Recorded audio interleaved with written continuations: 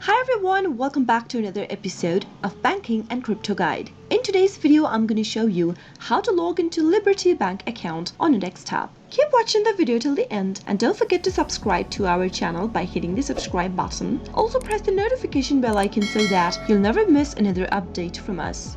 In order to log into your online banking account for Liberty Bank, open up a web browser of your choice. In the web address bar that appears at the top of the screen, type in www.libertybank.com and press enter. This is the main homepage of Liberty Bank. Liberty Bank is a local bank that offers personal and commercial banking, mortgage loans, investments, insurance products, and much more.